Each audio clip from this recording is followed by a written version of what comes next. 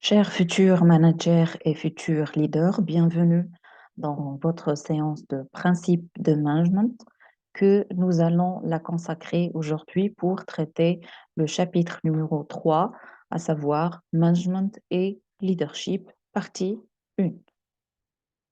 Alors, le plan comporte une définition du leadership qui est la personne qu'on peut qualifier comme étant un leader et quels sont les apports des théories donc du leadership. Ensuite, donc, nous allons distinguer entre manager et leader en entreprise et nous allons étudier les approches situationnelles du leadership. Alors, première partie. Donc, lorsqu'on parle de leadership, de quoi on est, on est censé donc discuter. Euh, Donc, le leadership, c'est la capacité d'une personne à influencer et à fédérer un groupe pour atteindre un but commun dans une relation de confiance mutuelle et pour une durée limitée. Donc, lorsqu'on parle de leadership, on va parler d'une personne qui a le pouvoir donc de guider les autres. C'est une personne aussi qui, euh, qui doit et qui peut trouver donc les solutions aux différents problèmes et qui trace aussi une vision pour tout le monde. Autre qualité du leader, donc on peut aussi parler du teamwork, le travail d'équipe. C'est important, c'est important donc pour un leader qu'il sait comment construire tout d'abord une équipe et comment travailler en équipe. D'accord? On va ensuite comprendre pourquoi le travail en équipe, il est essentiel et il faut que le leader, il soit impliqué et il doit travailler donc avec cette équipe et il doit garder donc une ambiance de travail et une ambiance de travail qui est saine, donc sans conflit, etc. D'accord? Donc, c'est une personne aussi qui dirige, donc elle va diriger donc le travail d'équipe, qui est censée aussi mettre des stratégies. Autre, autre skills donc que le leader, il doit donc posséder, c'est la communication. On ne peut pas être leader sans savoir communiquer. Qu'est-ce qu'il va communiquer? Donc, il va communiquer tout d'abord la stratégie mise, il va communiquer aussi sa vision et il doit savoir comment communiquer donc avec le travail au sein donc de son équipe. Il doit aussi savoir comment trouver la solution donc avec consensus ou en discutant donc avec les différents membres de l'équipe. Aussi savoir communiquer va aider donc à faire ce qu'on appelle le brainstorming pour trouver la solution. Et aussi, cette communication, elle va lui aider donc à connaître les différents problèmes personnels de chaque membre de l'équipe et d'essayer d'évoluer et de développer les compétences de chaque membre de son équipe. Et le leader, il doit donc veiller à atteindre l'objectif qui est fixé. Lorsqu'on parle de leader, donc on va comprendre tout d'abord quelles sont les sources de pouvoir d'un leader. Tout d'abord, on a la source de pouvoir personnel, donc qui repose sur sur l'admiration des traits de leur caractère, leur charisme, leur intégrité et leur courage. Donc, les subordonnés font des actions parce qu'ils ont foi, parce qu'ils ont confiance dans les compétences de ce leader. Donc, qu'est-ce qu'ils disent? Ils disent que le leader, il a des connaissances, il a des compétences qui lui permet euh, de nous certifier que cette tâche ou cette action faite de la façon dont le leader il a expliqué, donc c'est la meilleure façon de faire cette tâche-là. Et la deuxième source de pouvoir, c'est le pouvoir organisationnel, donc qui va reposer certainement sur les réglementations et les lois de l'entreprise. Donc, ce leader, il a le pouvoir de décider, il a aussi le pouvoir de récompenser, ainsi que donc le pouvoir de sanctionner. Ces deux pouvoirs, donc ces deux sources de pouvoir vont euh, vont nous amener donc à augmenter la satisfaction du personnel, à avoir une meilleure organisation et donc à participer à l'évolution de la performance de l'entreprise. Donc, il est de nos jours, donc il est essentiel de savoir en entreprise quelle est la personne et en tant que leader, quelle est sa source de pouvoir et quand il va utiliser donc cette source de pouvoir. Quelle est la situation dans laquelle il va utiliser donc l'une de ces sources de pouvoir. Pour devenir un leader, de quoi on a besoin? Donc, premièrement, de rechercher toutes les occasions de changer, de croître et d'innover, d'accord? Expérimenter, prendre des risques, imaginer un futur qui est motivant, puisque le leadership, c'est le fait de savoir influencer, c'est le fait de savoir motiver une équipe de travail. C'est aussi donc euh, savoir développer une vision commune qui est compatible avec les valeurs et les intérêts donc que ce soit de l'équipe ou de l'entreprise. Donc pour cela, il faut savoir comment aussi partager l'information et renforcer le pouvoir décisionnel. D'accord? Euh, donc aussi, pour devenir un leader, il faut progresser régulièrement et favoriser l'engagement. On ne peut pas devenir un leader si on ne peut pas euh, progresser au sein de cette entreprise ou amener les autres subordonnés donc à progresser, à se développer plus en termes de compétences et aussi on est en train aussi d'augmenter et de favoriser leur engagement dans le travail et dans l'entreprise. Aussi, une chose qui est très importante, c'est le fait de célébrer les réussites, que ce soit individuelles et collectives, et aussi reconnaître les contributions. On ne peut pas être un leader. euh, je vais vous donner donc cet exemple-là. Par exemple, on constate que après la réalisation du travail, le leader, donc, il va faire une réunion, d'accord? Et il ne va pas donc reconnaître la contribution de chaque membre de cette équipe-là.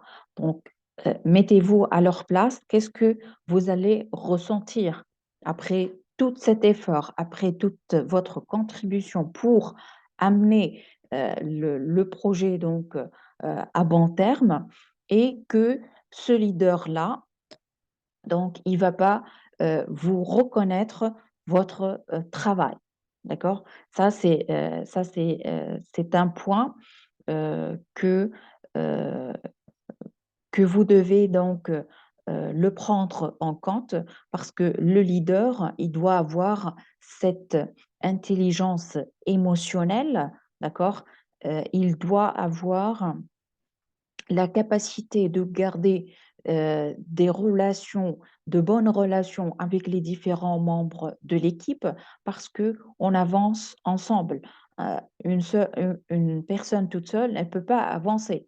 Mais si on a achevé ou atteint notre objectif en tant que leader et groupe de travail ou équipe, c'est grâce à la contribution de chacun. D'accord? Donc, il est important de reconnaître le travail de chacun. Il est important aussi de reconnaître la contribution collective. Ça veut dire euh, que les efforts assemblés ensemble nous ont permis de d'avancer et d'atteindre notre objectif. C'est notre collaboration, c'est notre façon de voir les choses, c'est le croisement de nos perceptions, c'est le croisement de nos idées, c'est le croisement donc de nos points de vue, c'est notre échange de connaissances donc, qui nous a permis de trouver des solutions donc, pour passer d'un stade à un autre jusqu'à réaliser donc, notre projet. Donc, le fait de célébrer cette réussite donc, collective va aussi participer à augmenter l'engagement et stimuler aussi la motivation et euh, le fait euh, de le fait d'aimer donc aimer participer dans un travail d'équipe aussi ça c'est une grande partie euh, c'est en grande partie c'est la responsabilité du leader. Il doit avoir cette intelligence émotionnelle, d'accord? On va parler maintenant donc des différents apports du leadership. Donc ça, c'est un mind map qui résume les différentes théories et nous allons donc l'étudier donc branche par branche, d'accord? La première branche, donc, c'est la définition du leadership. Selon l'ISO 9001, le leadership est l'implication de la direction à son plus haut niveau dans le périmètre de certification. Le leadership, donc, c'est un processus où s'exercent des relations d'influence. Il faut insister ici. Lorsqu'on parle de leadership, on parle d'influence. D'accord? Dans un contexte de groupe, donc le leadership, qui va influencer? Il va influencer une équipe de travail. Cette équipe, qu'est-ce qu'elle partage? Elle partage des objectifs communs. Là, il faut insister. Même si chaque membre de cette équipe, il a un objectif individuel propre à lui, ça veut dire qu'il veut participer dans ce travail d'équipe pour, par exemple, pour améliorer ses compétences, pour apprendre plus. Ça, c'est individuel, mais l'objectif pour lequel le leader, il va influencer donc l'équipe, ce sont des objectifs communs qui rassemblent tous les membres de cette équipe et qui se mobilisent pour réaliser ces objectifs ou les changements souhaités. Donc, une chose qui est très, très importante au sein de cette équipe, donc, on a euh, une équipe qui est pluridisciplinaire, qui ont différentes connaissances et ensemble, nous allons essayer de joindre ces différentes connaissances pour atteindre ces objectifs qui sont communs. Ça, c'est important. Il faut, lorsqu'on va constituer une équipe, il faut que on va insister et on va mettre en lumière les objectifs communs de cette équipe pour que les choses elles soient très claires pour tout le monde. D'accord? Et il faut que le leader, il doit aussi mobiliser donc cette équipe. Il doit euh, essayer donc de motiver, d'amener donc, de garder une bonne ambiance qui va donc favoriser donc cette atteinte d'objectifs. Et il ne faut pas donc oublier que nous pouvons utiliser le leadership pour faciliter le changement. Ça, c'est une partie donc que nous allons étudier dans la deuxième partie de ce chapitre là. La première théorie, donc, on va étudier donc la théorie des grands hommes qui a débuté en 1900. On ne devient pas leader, qui stipule qu'on ne devient pas leader, on est leader. Les leaders ont des habilités naturelles de pouvoir et d'influence. Il faut donc avoir des skills qu'on appelle la bonne communication, être social, avoir des relations donc avec les autres, avoir donc de la charisme et c'est une personne qu'on peut faire confiance, d'accord? C'est une personne qui inspire confiance, d'accord? On peut, en tant que membre d'une équipe, on peut donc lui faire confiance et faire confiance en termes de relations, en termes de partage, on a confiance dans ses connaissances, etc. Selon cette théorie de grand homme, le leadership est considéré comme un don réservé aux élites. On trouve aussi la deuxième théorie, c'est la théorie des traits, qui se base sur la motivation par l'accomplissement. Donc, qui stipule qu'un leader, il possède des qualités supérieures, des habiletés naturelles pour mener euh, un travail donc à terme. Ce sont les traits de caractère innés qui expliquent la capacité de certains individus à en influencer d'autres. Donc, certains même donc lorsqu'on, par exemple, on regarde donc les enfants jouer, on détecte que euh, certains enfants ont donc ces caractères et ces habilités dès leur jeune âge. Il faut donc avoir des caractéristiques psychologiques, à savoir donc l'apparence, le taille, le poids, et démographiques comme l'âge et l'éducation familiale. Donc ça, ce sont deux théories différentes. La théorie suivante, c'est la théorie comportementale donc, qui est née en 1940.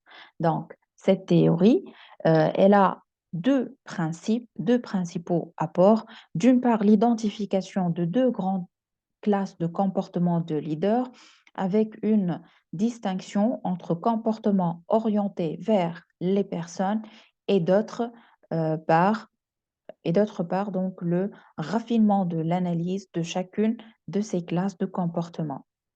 Il existe une meilleure façon de mener. Les leaders qui expriment un grand souci à l'endroit des individus et pour l'accomplissement des tâches seront efficaces.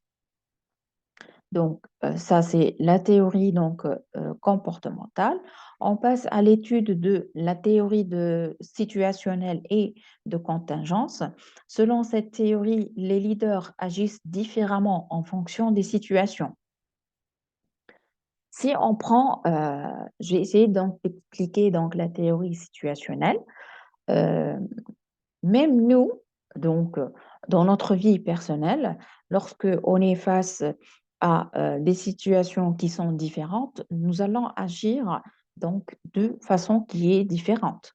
Donc il y a ce qu'on appelle l'adéquation donc de nos facultés, communication, raisonnement, etc., selon la situation. Donc, cette théorie, elle stipule que être un leader, c'est le fait de savoir comment on va agir en tant que leader selon la situation. Donc, euh, les différents comportements de leadership sont reconnus pour différentes situations. Donc, les leaders ou être un leader, c'est pas agir forcément par la même manière dans toutes les situations. Mais aussi, c'est une compétence qu'on peut, que nous devons développer en entreprise. Chaque situation, elle a son propre contexte temporel et spatial. et donc ses propres caractéristiques, ses propres informations. Donc, le leader, il doit choisir un style de leadership selon la situation. D'accord? Donc, pour cela, il y a plusieurs modèles.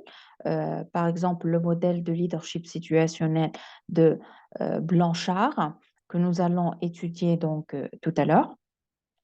La théorie aussi de Fielder et donc deux autres théories donc, que vous pouvez donc étudier et enrichir vos connaissances là-dessus. On trouve aussi la théorie néo-charismatique. Cette théorie, donc, elle stipule que le leadership est un processus relationnel. Le leadership est un outil de transformation et d'habilitation pour les subalternes ou les subordonnés de l'entreprise. Pour cela, il y a trois skills basiques que le leader doit avoir, sont les connaissances techniques, humaines et conceptuelles. Donc ici, vous devez faire attention à ce que le leader doit avoir plusieurs compétences, doit avoir plusieurs skills. Euh, Par exemple, on euh, on peut pas donner la position de leader en entreprise pour une personne euh, qui a peur de prendre une décision ou qui prend, par exemple, trop de temps pour prendre une décision. Donc, il existe donc les théories de leadership charismatique, les théories donc de leadership transactionnel transformationnel et le leadership basé sur les valeurs. Ça, c'est une autre façon de schématiser pour vous donner donc, comment dirais-je, des petits repères avec lesquels donc vous pouvez connaître les différentes théories.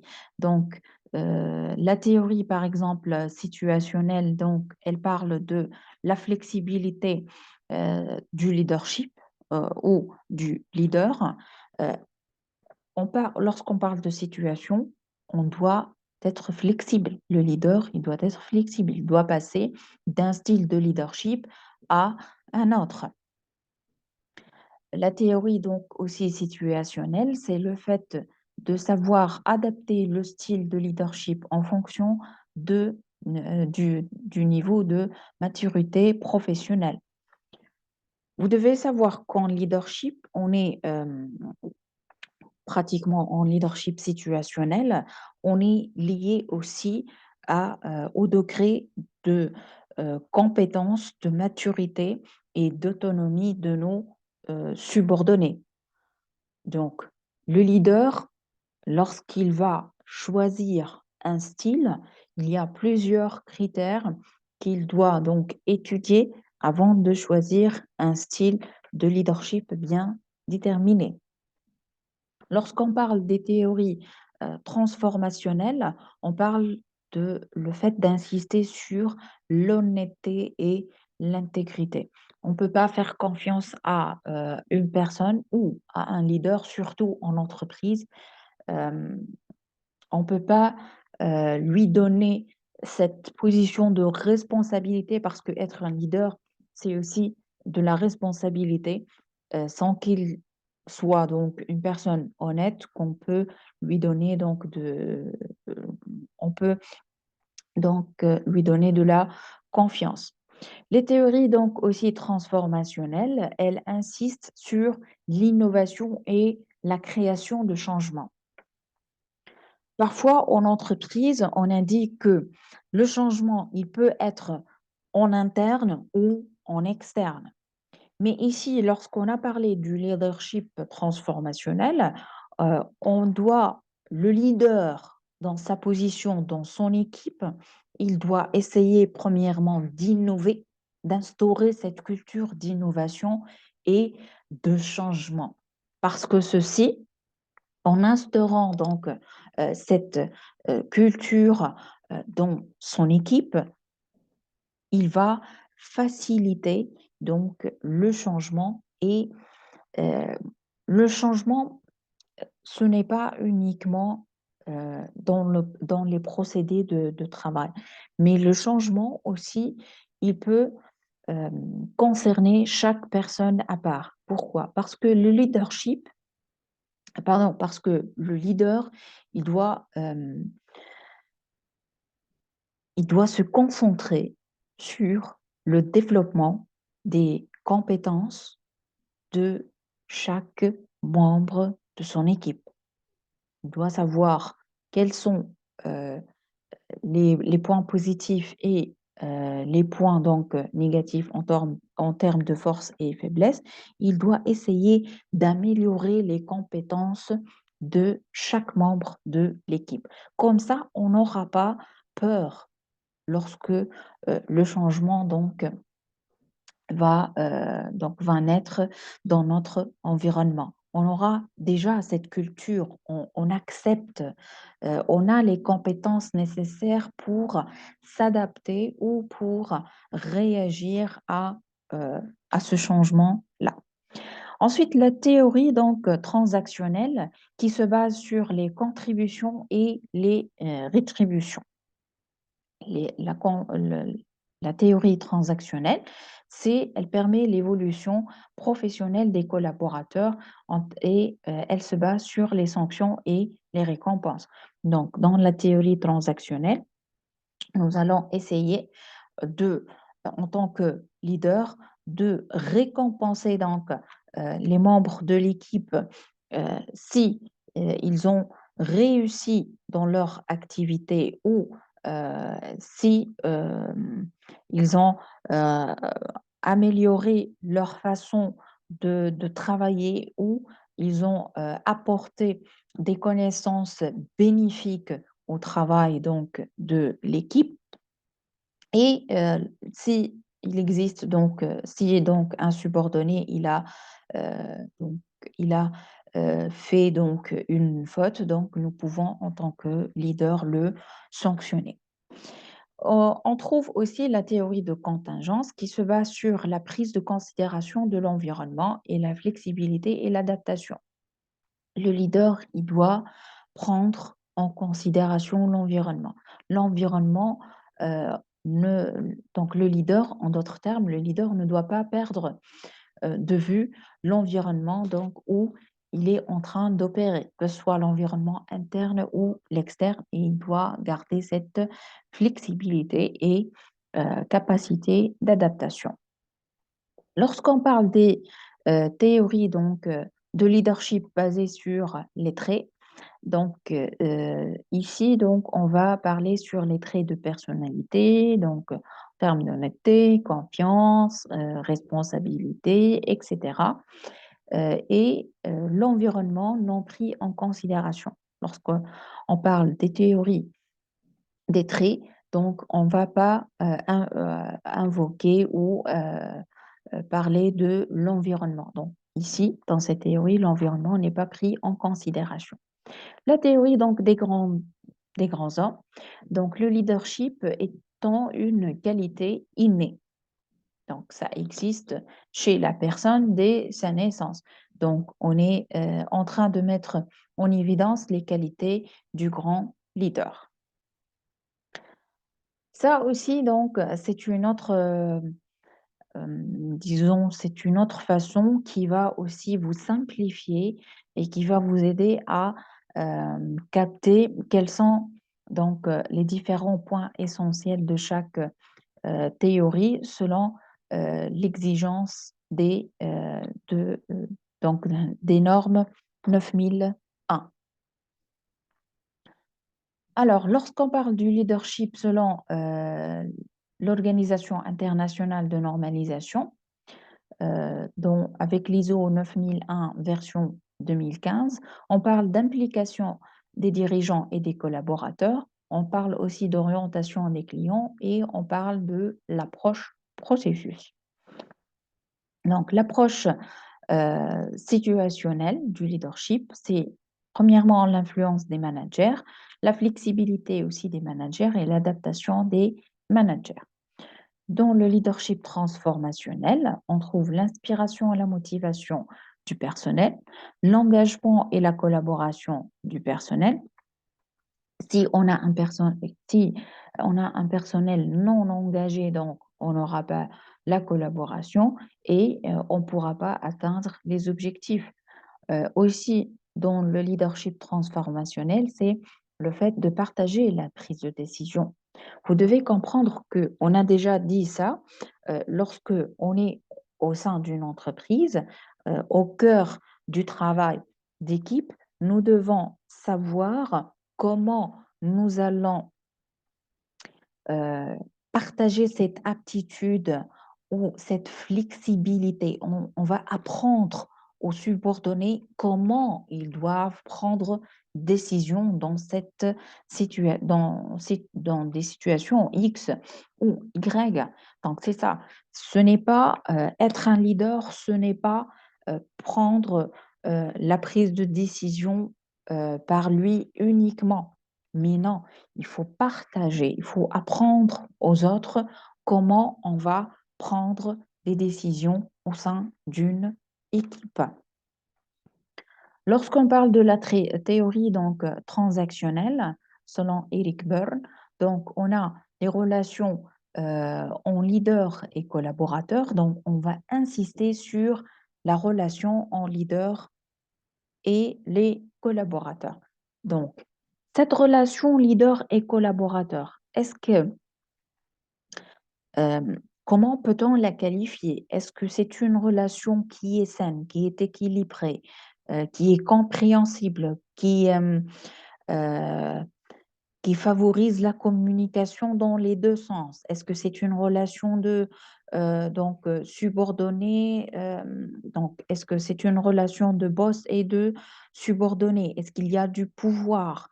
Est-ce que nous avons tous, leaders et membres et différents membres de l'équipe, est-ce que tous nous avons le même pouvoir? Est-ce que tous nous avons la même autorité? Oui ou non? Est-ce qu'il y a un rapport d'influence? C'est ça. Vous devez, en tant que leader en entreprise, vous devez savoir comment vous allez euh, construire vos relations avec les différents membres de l'équipe. C'est ça. Travailler en entreprise, c'est pas travailler en solo. Donc, il faut travailler avec les différents employés. Et en termes, lorsqu'on va travailler en équipe, vous devez connaître premièrement les traits de personnalité de chacun, donc avoir une idée donc sur ses compétences, ses connaissances, qu'est-ce que vous voulez réellement et qu'est-ce que cet employé il peut vous donner de plus? Quelle est sa contribution? Parfois, un leader, il sait que un employé, il a la compétence euh, euh, il a une compétence pour gérer une certaine tâche, d'accord? Mais l'employé lui-même, il ne sait pas qu'il a cette compétence-là. Donc, le leader, il doit veiller à créer ce qu'on appelle donc toute une situation, il doit le mobiliser, il doit dégager cette compétence. Il faut que l'employé, il soit conscient qu'il a cette compétence-là pour pouvoir réaliser donc cette activité-là. Et ça, c'est aussi, et ceci donc, il fait partie de ce qu'on appelle l'intelligence émotionnelle du leader. Dans cette théorie aussi, Eric Berne, donc, il parle des échanges, des contributions. Donc, la contribution de chacun, c'est quoi? Et aussi, on doit savoir la contribution collective. Qu'est-ce que la sommation des contributions individuelles?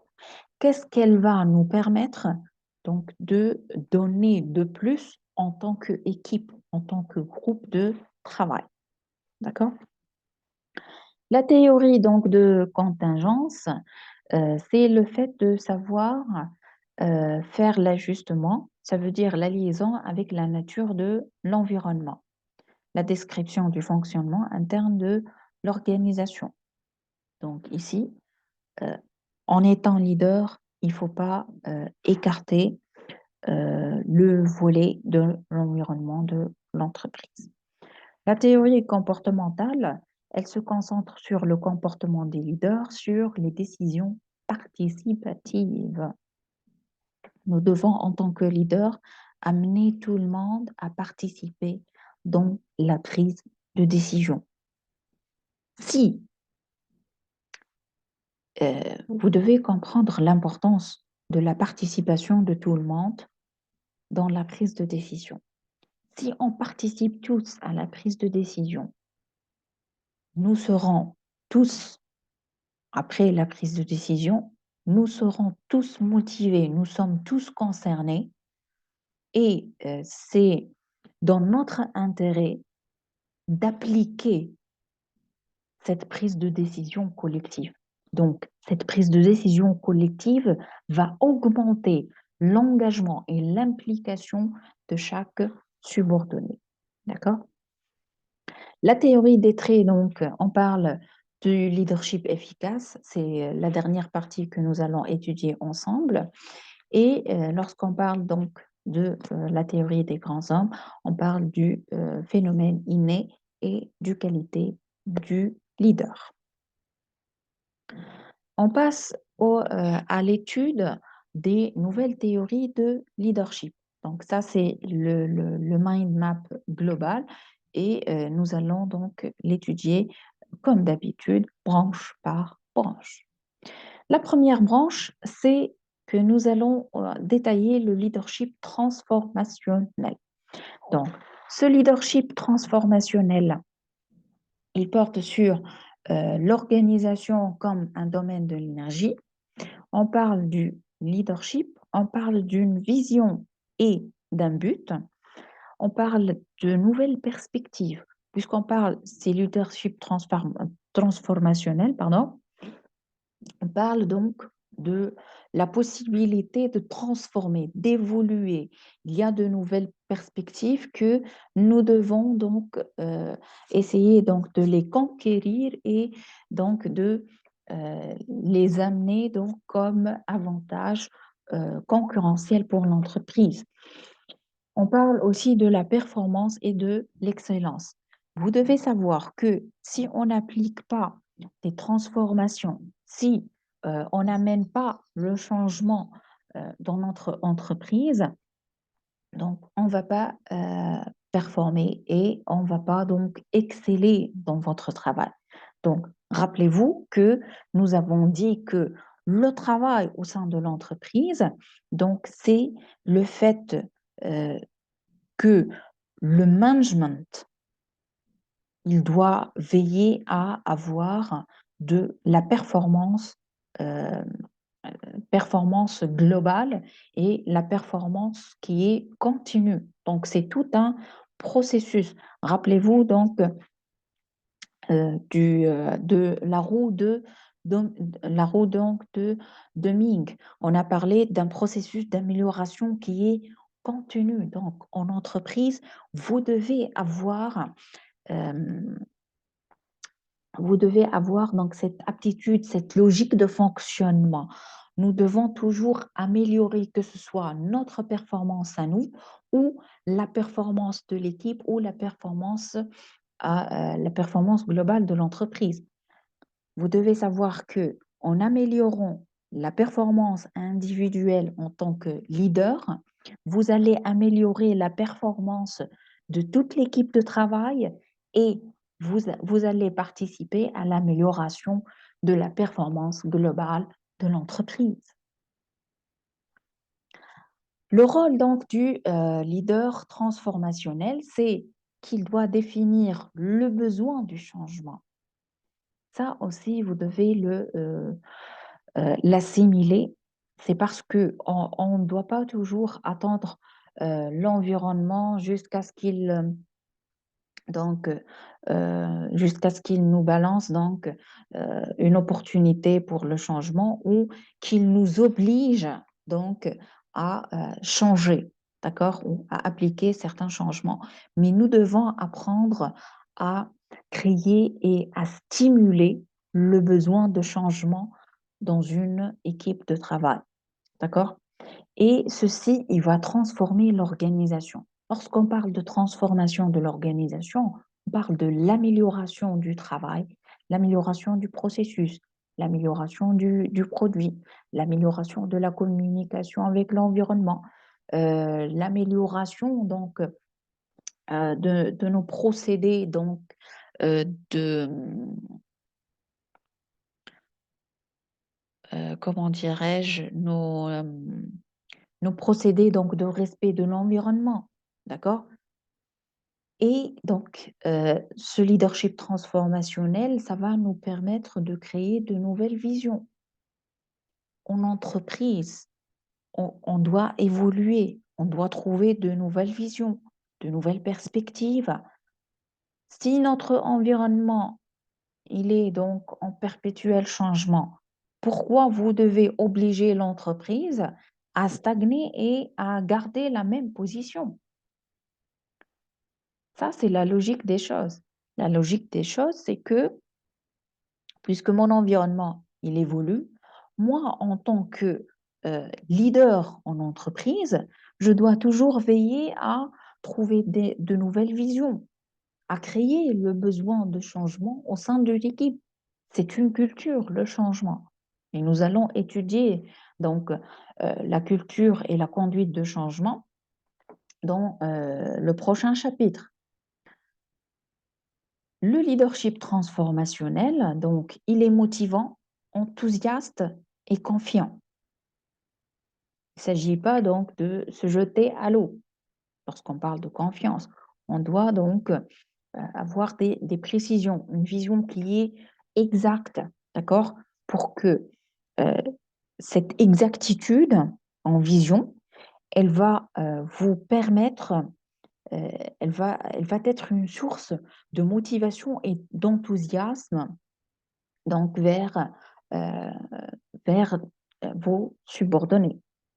Donc, lorsqu'on parle de leader transformationnel, on parle du pouvoir que ce leader il peut stimuler donc intellectuellement les différents membres de son équipe. Il a de la charisme, il peut inspirer les autres.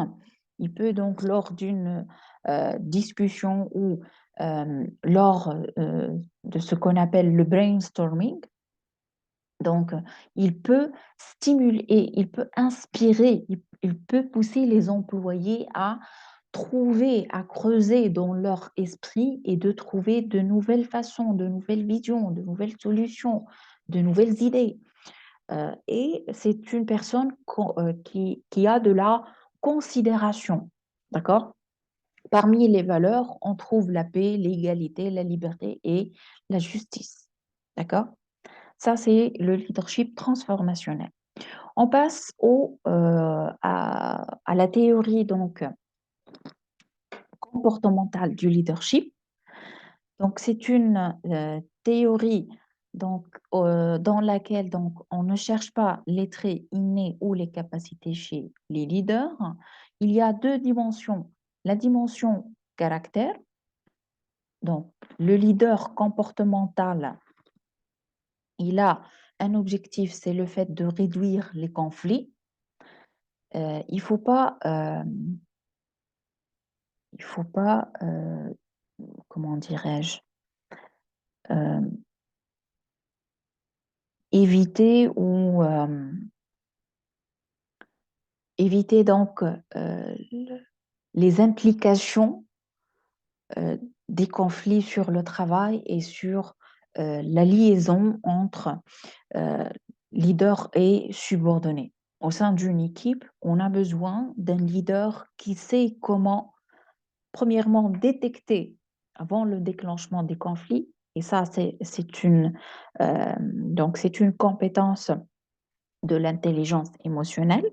Donc, savoir détecter la source de conflit et savoir réduire ces conflits-là. Il faut savoir, c'est comme si euh, vous avez donc de l'eau qui est donc déversée sur une surface et vous allez apporter une éponge et vous allez essayer donc d'absorber ces conflits-là. Il ne faut pas laisser donc la flaque d'eau augmenter. Le conflit, c'est comme une flaque d'eau. Si vous n'allez pas savoir comment vous allez aspirer et donc, euh, comment dirais-je, clôturer le périmètre de ce conflit-là et euh, trouver des solutions à ce conflit-là, donc il faut savoir euh, aspirer donc ce conflit-là. Il faut le réduire au minimum, d'accord? Il ne faut pas laisser ce conflit-là, euh, euh, comment dirais-je, euh, hum, trouver, il ne faut pas laisser le terrain favorable pour que le conflit, il va donc s'immerger vers tout le travail et vers tout donc les subordonnés. Ainsi, il va donc impliquer l'ambiance de travail. D'accord? Il faut avoir, il faut que ce leader comportemental, il soit adorable et sympathique. Qu'est-ce qu'il va prendre en considération? Les liaisons, les relations donc qui sont basées sur les confiances mutuelles, le respect des idées des employés. Donc, euh, être un leader, c'est le fait, vous devez avoir une compétence qui est très essentielle, c'est le pouvoir d'écouter. D'accord? Vous devez avoir cette compétence. Plus vous écoutez activement, parce que écouter, il y a deux façons. Soit je suis en train euh, d'écouter, donc écouter attentivement, c'est ça, écouter activement. Au lieu de, ce n'est pas, on n'est pas en train de parler du sens. Donc la faculté sensorielle, le fait d'écouter un bruit, par exemple, de la rue. D'accord? Mais le fait d'avoir cette faculté, cette compétence, vous devez, en tant que leader, vous devez avoir la capacité d'écouter activement les idées des autres et aussi de les respecter. D'accord? Tout en prenant en considération leurs sentiments. Parfois, les employés, ils vont donc poser leur idée, d'accord? Et leur idée reflète quoi? Elle reflète leurs sentiments. Si vous allez vous moquer de leur idée, donc euh, vous allez donc causer euh, ce qu'on appelle, vous allez faire atteinte à leurs sentiments, d'accord? Et euh, il y a donc une relation entre sentiments et comportement. D'accord? Il y a une relation euh, entre sentiment, pensée et ensuite comportement.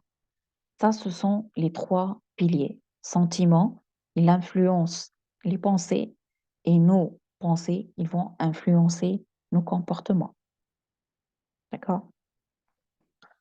Les caractères, donc un leader est défini, la critique de travail pauvre en qualité, et il doit donc mettre l'accent sur les niveaux il doit miser sur des niveaux de performance qui sont élevés et il va veiller à structurer donc son rôle et celui des salariés. Donc ici, c'est comme il va mettre des règles où il va organiser le travail et les rôles au sein euh, de son travail d'équipe. D'accord?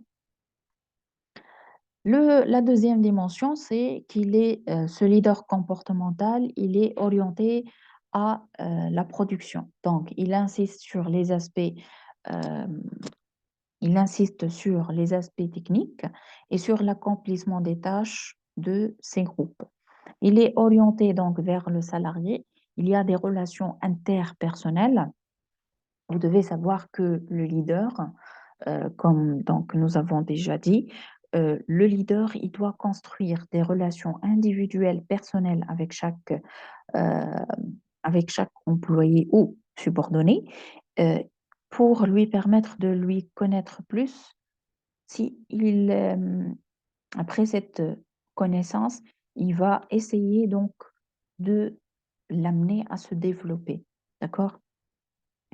Et il doit accepter l'indifférence individuelle. Nous sommes tous différents.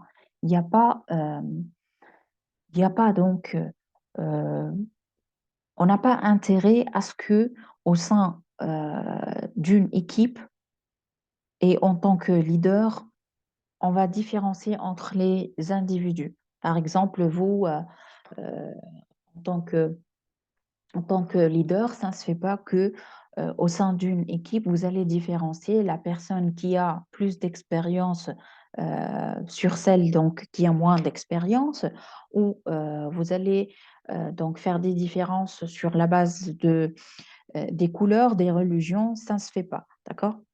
Il y a, en tant que leader, vous devez respecter tout le monde, d'accord? Toute personne, elle a sa propre contribution. Elle peut vous amener, elle peut donc vous apporter le nouveau, le plus, mais vous devez, en tant que leader, savoir comment en bénéficier et amener tout le monde à s'engager plus et à s'impliquer dans leur travail pour améliorer leur performance. Donc, comme résultat des théories comportementales du leadership, on a la satisfaction au travail et une meilleure productivité. D'accord?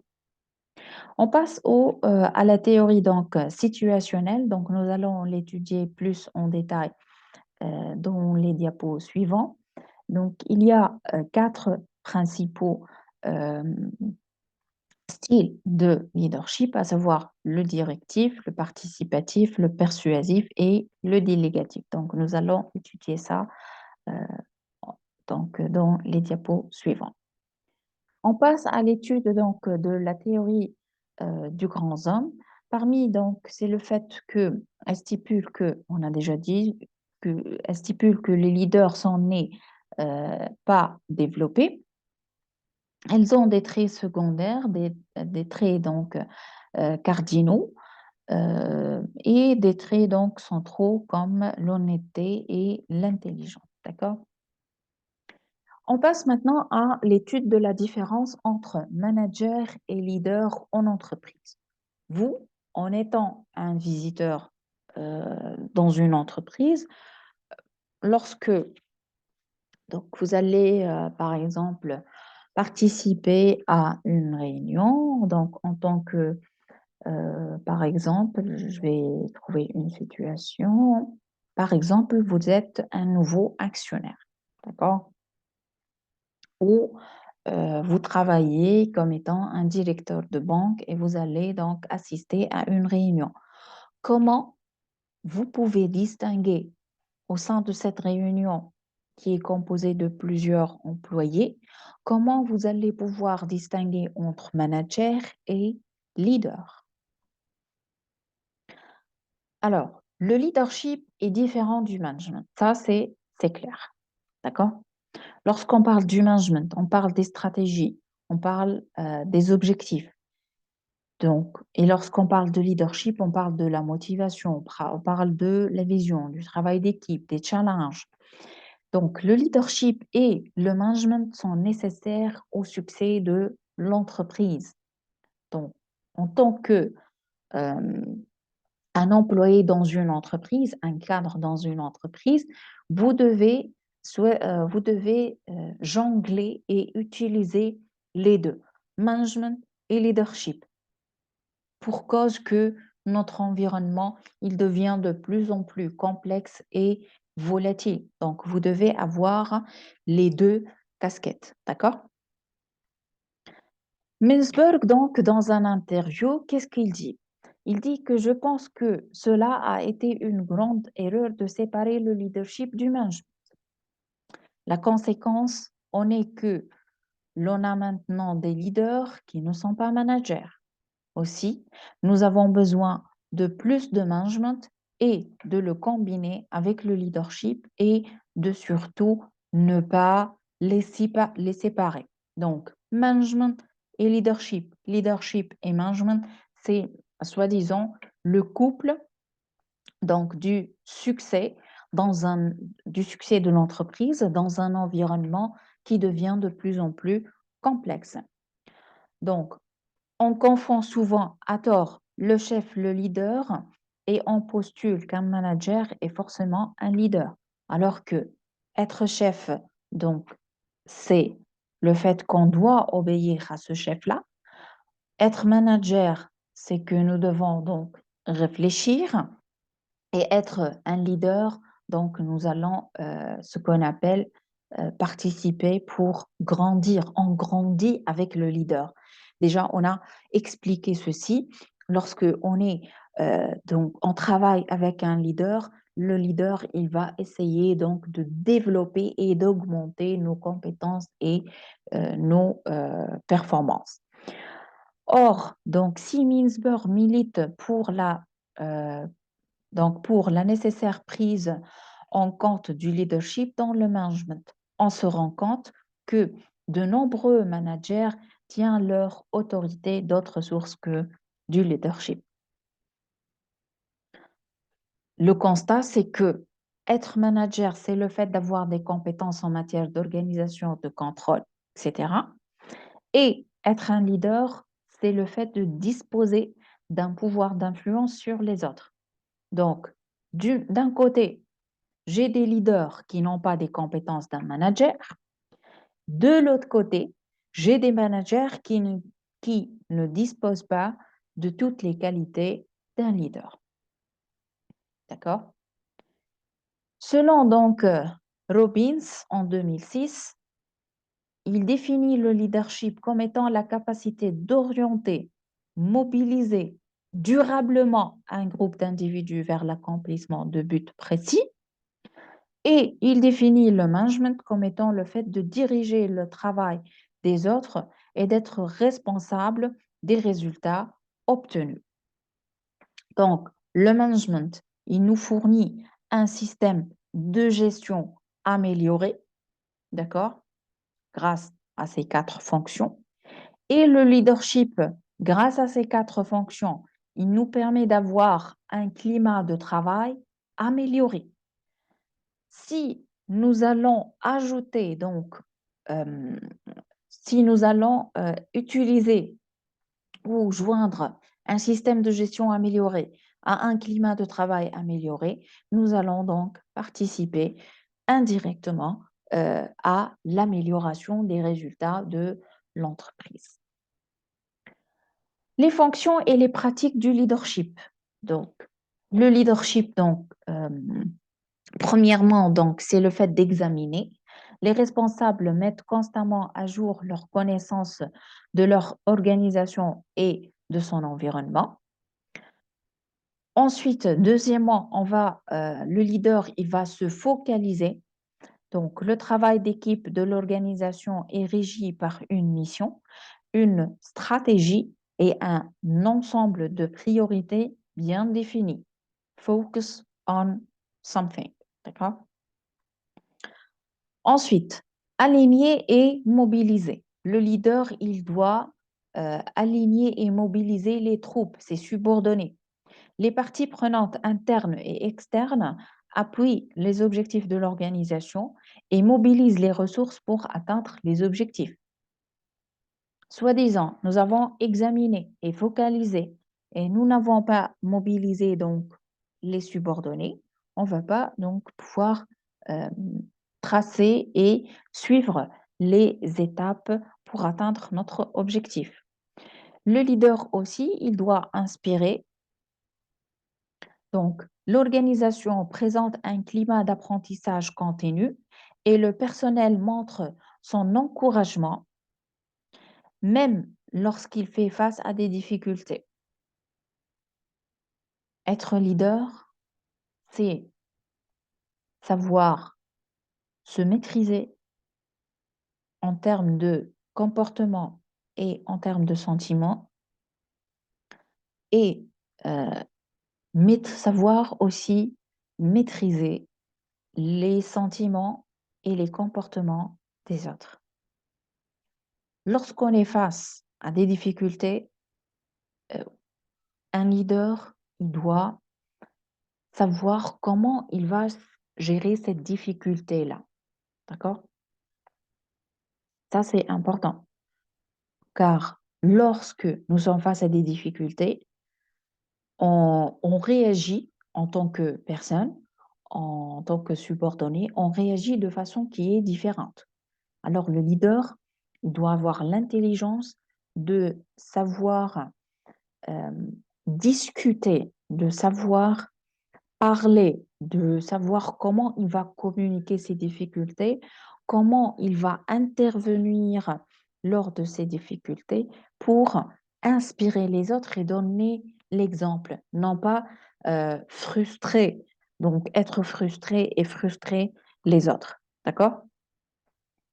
Les fonctions et les pratiques de management, donc comme nous avons déjà vu le processus de management, donc le fait de planifier, examiner l'avenir et dresser un plan d'action, organiser, c'est consulter le corps technique et social, diriger, commander, coordonner et administrer, contrôler, confirmer conformité face aux ordres. Maintenant, on atteint comment je peux distinguer entre manager et leader selon Cotter. Être manager, c'est préparer les plans et les budgets, fixer les objectifs, gérer la complexité, s'assurer que l'organisation a les capacités nécessaires pour atteindre les objectifs fixés, s'assurer que le plan mis euh, est atteint en contrôlant le travail des employés et en solvant les problèmes. Alors que le leader, il va développer une vision et une stratégie pour atteindre cette vision. Le leader, il est en mesure de gérer le changement. Il a cette capacité-là, d'accord? Euh, il a les qualités essentielles pour pouvoir gérer le changement. Un leader, il doit aligner les employés à la vision de l'entreprise et aux objectifs, leur communiquer la vision et les objectifs qui les impliquent. Donc ici, on a rejoint des qualités ou des soft skills que le leader il doit avoir. C'est le fait de créer une vision, le fait de communiquer, savoir communiquer, et comment il va impliquer donc les employés pour arriver à cet objectif-là. Le leader, il doit aussi motiver et inspirer les employés afin qu'ils travaillent pour réaliser cette fiction, prendre soin de leurs besoins, valeurs et émotions. Donc, le leader, il est là pour vous aider, il est là pour vous inspirer, pour vous motiver, pour vous impliquer. Il prend en considération vos besoins, vos valeurs et vos émotions. Dans ce diapo, on distingue sur le niveau de personnalité, donc entre manager et leader, et au niveau du rôle au sein de l'entreprise. Donc, le manager, au niveau personnalité, il est stratège, il est autoritaire, il est organisateur, il est contrôleur, il est rigide, il est réaliste,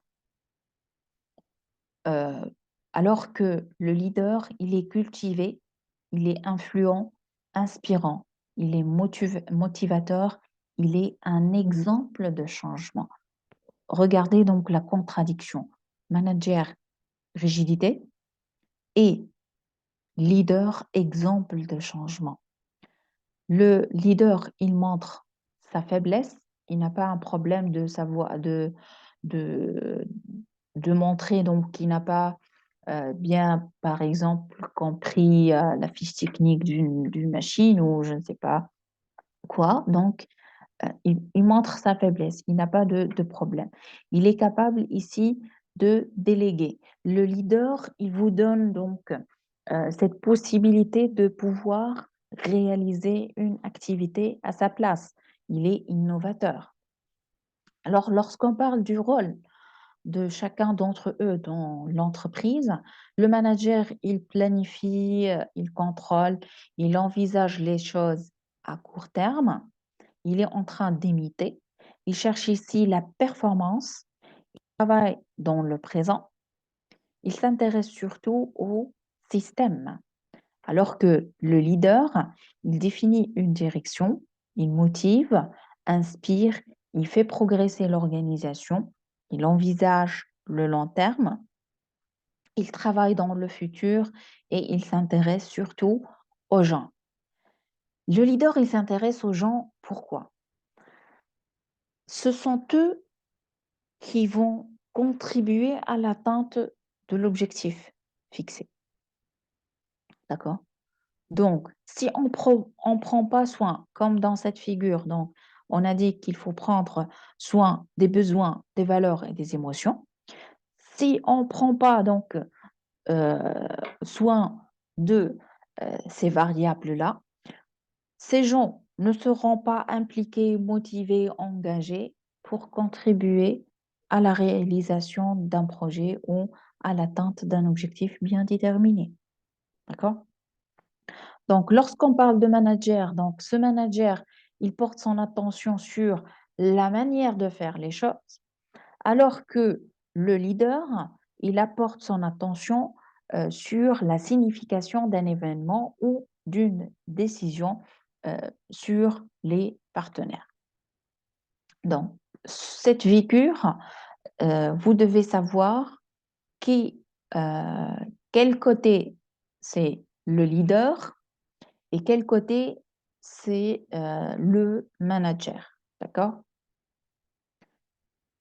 On passe, après l'étude des différentes caractéristiques d'un manager et d'un leader, on va donc étudier ensemble le code de conduite d'un manager. Donc, le manager, il a la détermination pour anticiper les évolutions et adapter son action. Il est doué d'humanité pour comprendre son équipe, partager son travail et ses difficultés. Euh, il, euh, il a le courage de prendre des décisions pertinentes et de mener lui-même son équipe à la réussite.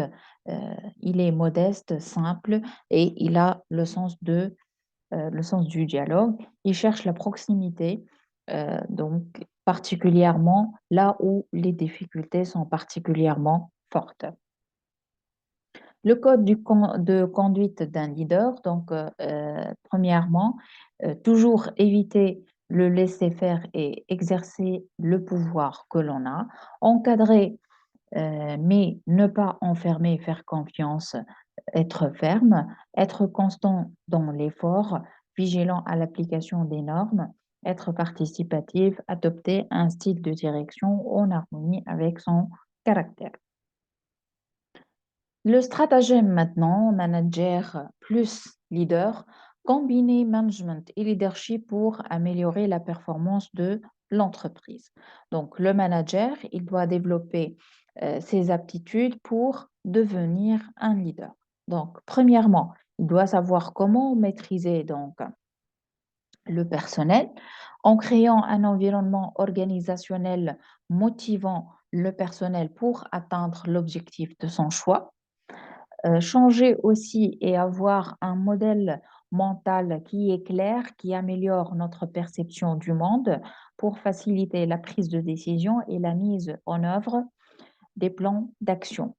Ici, le manager, il doit avoir une vision qui est partagée, donc la construction qui va amener à la construction de l'engagement du groupe en partageant notre vision, moyens et la trajectoire à suivre pour y parvenir. On doit, en tant que manager, donc, il doit apprendre, euh, appliquer ce qu'on appelle l'apprentissage d'équipe. C'est le fait de développer l'intelligence de l'équipe par la réflexion et la conversation collective. Et il doit donc appliquer un système de pensée, ça veut dire créer un langage pour décrire et comprendre les forces et les liens qui façonnent les comportements du système. Troisième partie maintenant, c'est l'étude de l'approche situationnelle de Blanchard. Donc, selon Paul Eken Blanchard, il n'existe pas de bon style de leadership. Un leader doit adopter le style le plus adapté à la situation. Donc, l'objectif d'un leader consiste à accroître progressivement le niveau de maturité de ses collaborateurs afin de développer leur autonomie dans le travail. Les lois de leadership situationnel sont 4. Premièrement, l'efficacité d'un leader, elle passe par le développement des personnes dont il a la responsabilité. En tant que leader, si vous voulez être efficace dans cette position, donc vous devez veiller à euh, développer continuellement les compétences de vos subordonnés. Deuxièmement, l'efficacité consiste à adopter à un instant donné le ou les styles de commande euh, que commande la situation. Donc, il y a une adaptation et compatibilité entre euh, le style de leadership et la situation pour être efficace. Troisièmement, l'efficacité consiste à évaluer en performance l'autonomie des personnes et des groupes. Donc, il y a toujours le leader situationnel, il doit veiller donc à classer et évaluer les performances des subordonnés et de toute l'équipe. Quatrièmement, le rôle d'un leader est de créer des conditions propices au développement de cette autonomie. Donc, le leader, il doit créer euh, des conditions, un climat de travail qui va favoriser, qui est sain, sans conflit, donc, euh, sans des relations qui sont toujours conflictuelles, d'accord, pour qu'il puisse se concentrer sur le développement des compétences de chaque membre. Le leadership situationnel, donc on a 4 styles. Premièrement, le style directif qui est très organisationnel et peu relationnel. Donc, c'est le leader qui décide. Il a le rôle de structurer. Son attitude, donc, il donne des instructions et des consignes précises. Donc, c'est lui qui va prendre les décisions. Ses mots-clés, c'est l'organisation, la planification et le contrôle. Le deuxième style de leadership situationnel, c'est le persuasif. Il est très organisationnel et à la fois très relationnel. Donc, persuasif, il va, euh, donc, c'est lui qui va décider tout en expliquant les choix. Donc, il va essayer de persuader les autres. Son rôle, c'est mobilisateur. Le leader ici, il donne des instructions et des consignes précises et explique les raisons de ses choix. La prise de décision, le leader prend des décisions et applique ses choix. D'accord? Par mots-clés, donc les mots-clés du leader persuasif, c'est l'explication, persuasion, conviction et négociation. On passe au leader situationnel participatif, qui est peu organisationnel et très relationnel. Donc, c'est le nous qui va décider. Il a un rôle d'associé. Il a l'attitude du leader. Le leader écoute, parle peu et travaille sur un pied d'égalité avec ses collaborateurs. Le leader ici, il partage la prise de décision donc avec les collaborateurs. Ces mots-clés, donc on trouve écoute et conseil. On passe au quatrième style de leadership situationnel, à savoir le leader délégatif qui est peu organisationnel et peu relationnel. Donc, ce sont les subordonnés qui vont décider. Son rôle, c'est le fait de responsabiliser ces subordonnés-là. Il a une attitude de leader. Le leader reste en retrait, mais il est disponible pour pour tout conseil. La prise de décision, le leader, il transmet à ses collaborateurs la responsabilité de prise de décision. Donc, parmi ces mots-clés, on trouve la responsabilité, l'initiative et la délégation. Donc, on va maintenant joindre dans ce leadership situationnel la notion de l'autonomie et la maturité des subalternes ou des subordonnés. Donc, selon le niveau de maturité des subalternes, nous allons, en tant que leader, choisir le style le plus approprié.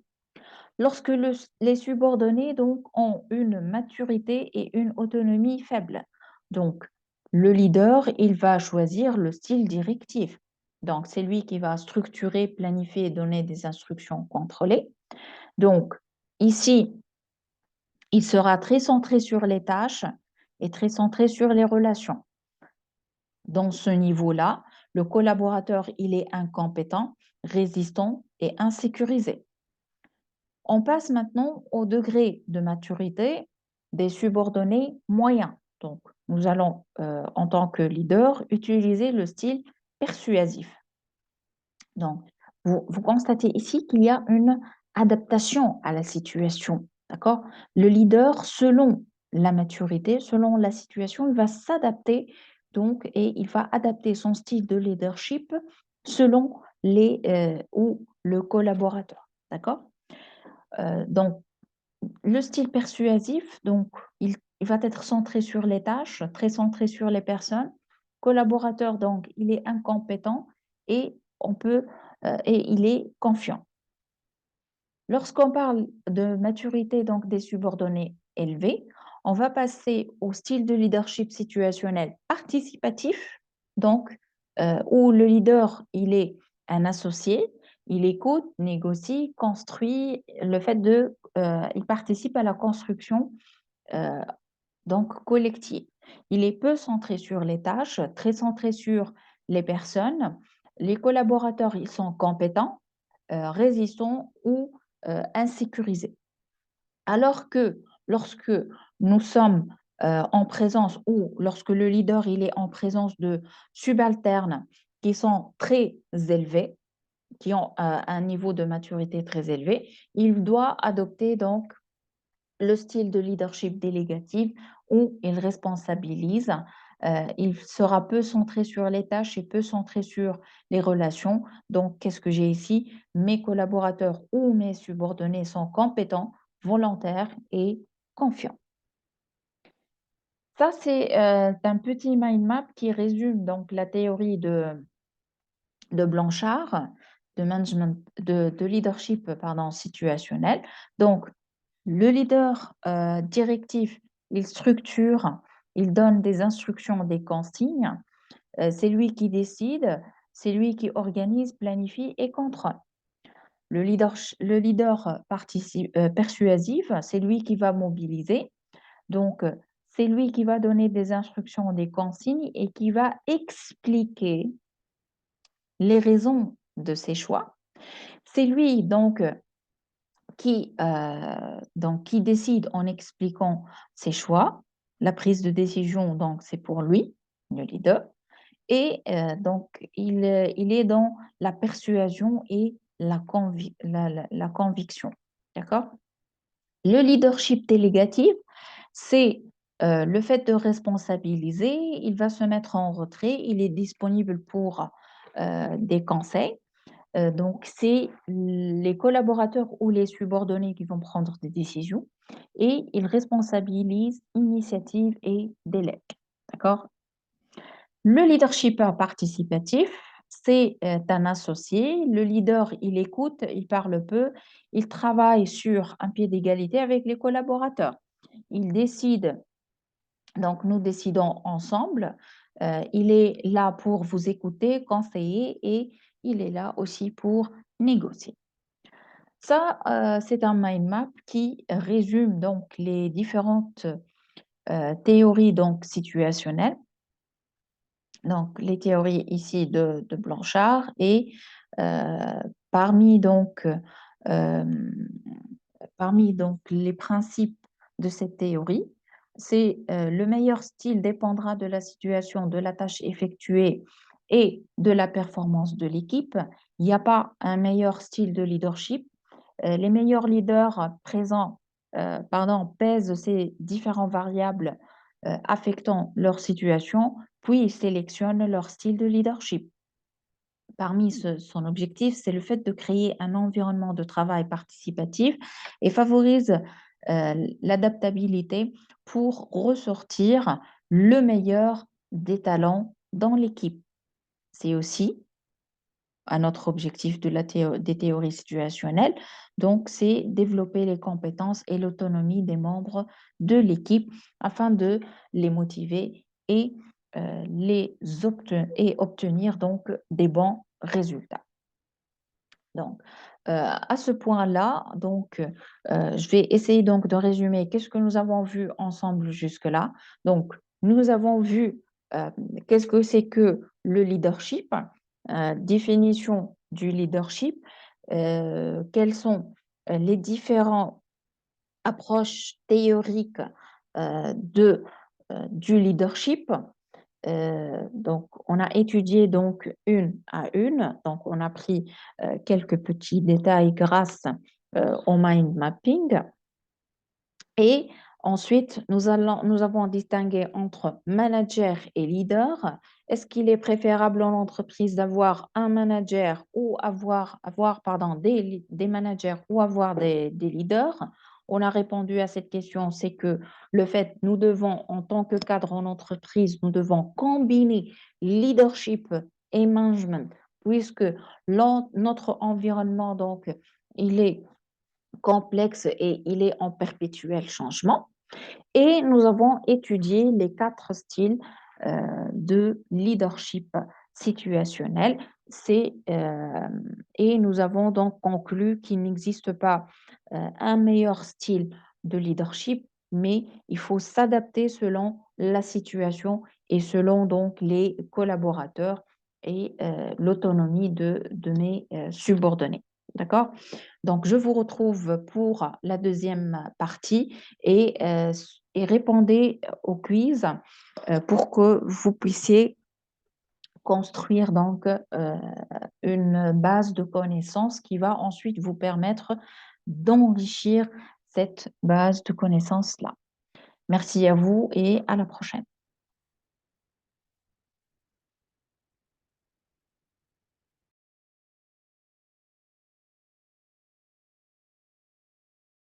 Après l'étude des différentes caractéristiques d'un manager et d'un leader, on va donc étudier ensemble le code de conduite d'un manager. Donc, le manager, il a la détermination pour anticiper les évolutions et adapter son action. Il est doué d'humanité pour comprendre son équipe, partager son travail et ses difficultés.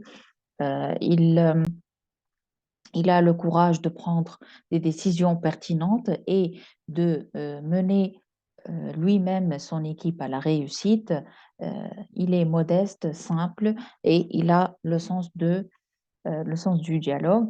Il cherche la proximité, donc particulièrement là où les difficultés sont particulièrement fortes.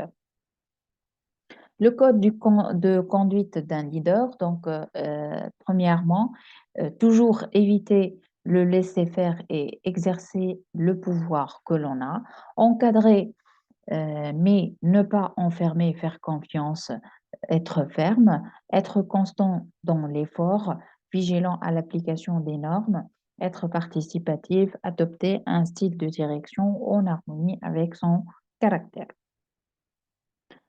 Le stratagème maintenant, manager plus leader, combiner management et leadership pour améliorer la performance de l'entreprise. Donc, le manager, il doit développer ses aptitudes pour devenir un leader. Donc, premièrement, il doit savoir comment maîtriser donc le personnel, en créant un environnement organisationnel motivant le personnel pour atteindre l'objectif de son choix. Changer aussi et avoir un modèle mental qui est clair, qui améliore notre perception du monde pour faciliter la prise de décision et la mise en œuvre des plans d'action.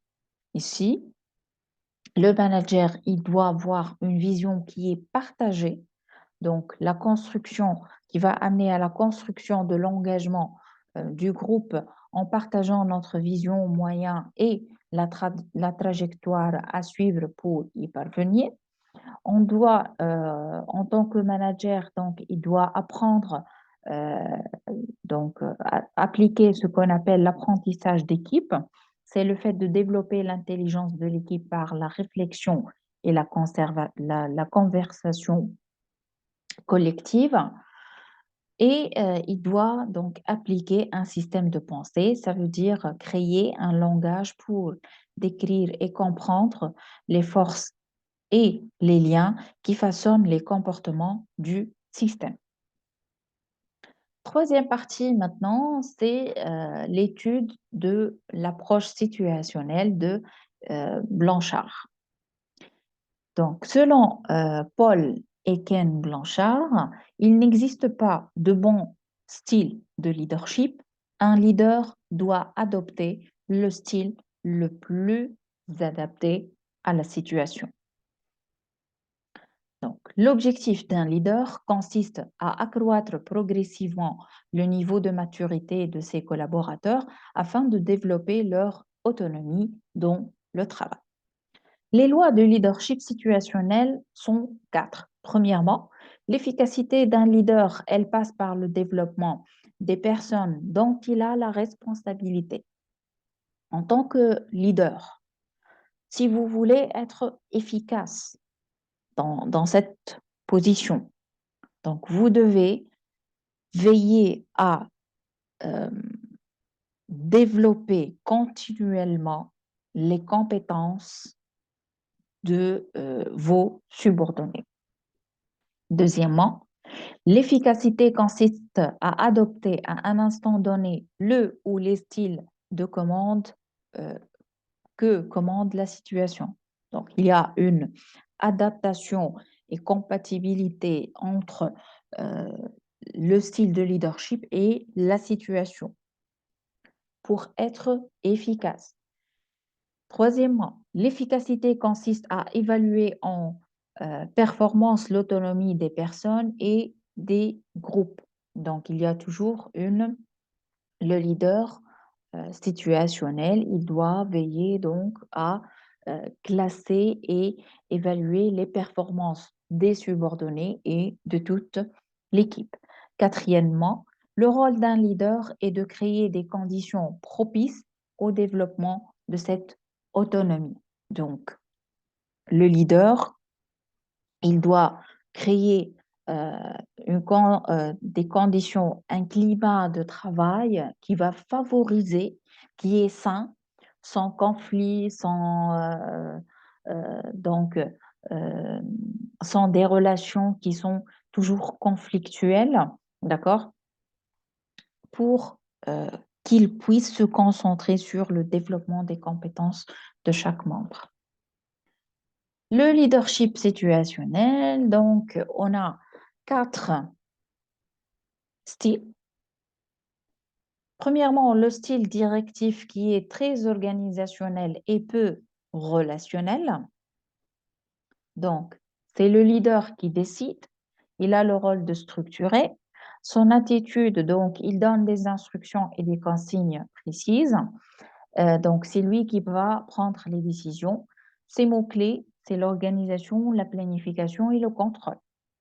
Le deuxième style de leadership situationnel, c'est le persuasif. Il est très organisationnel et à la fois très relationnel. Donc, persuasif, il va, euh, donc, c'est lui qui va décider tout en expliquant les choix. Donc, il va essayer de persuader les autres. Son rôle, c'est mobilisateur. Le leader ici, il donne des instructions et des consignes précises et explique les raisons de ses choix. La prise de décision, le leader prend des décisions et applique ses choix. D'accord? Par mots-clés, donc les mots-clés du leader persuasif, c'est l'explication, persuasion, conviction et négociation. On passe au leader situationnel participatif, qui est peu organisationnel et très relationnel. Donc, c'est le nous qui va décider. Il a un rôle d'associé. Il a l'attitude du leader.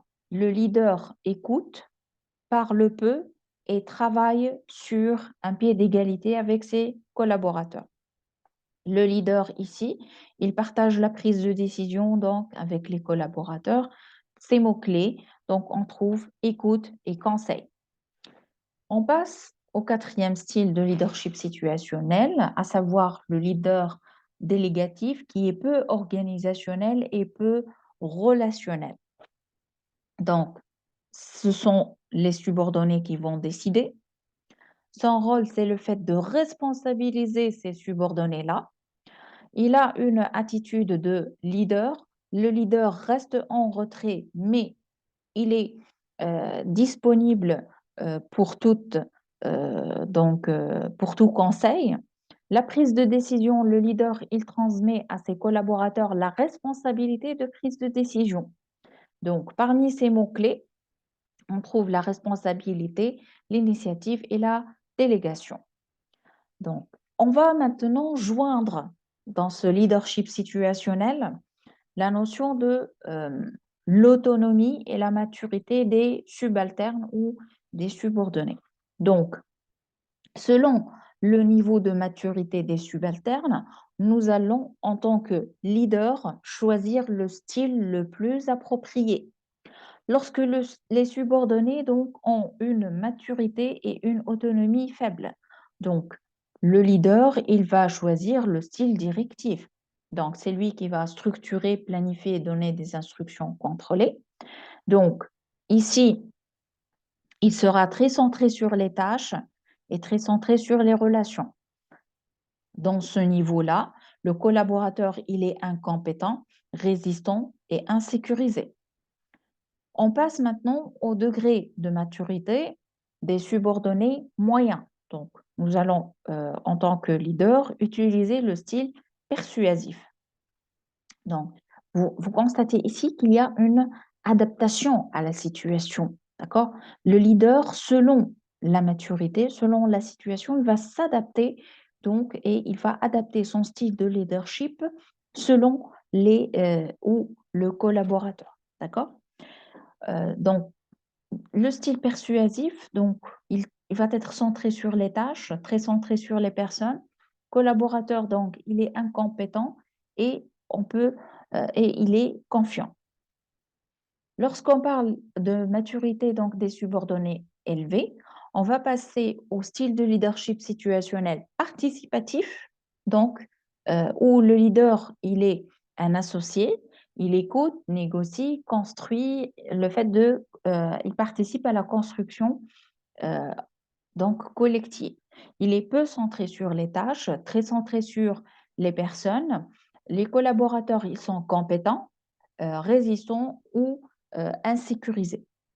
Alors que lorsque nous sommes en présence ou lorsque le leader il est en présence de subalternes qui sont très élevés, qui ont un niveau de maturité très élevé, il doit adopter donc le style de leadership délégatif où il responsabilise, il sera peu centré sur les tâches et peu centré sur les relations. Donc, qu'est-ce que j'ai ici? Mes collaborateurs ou mes subordonnés sont compétents, volontaires et confiants.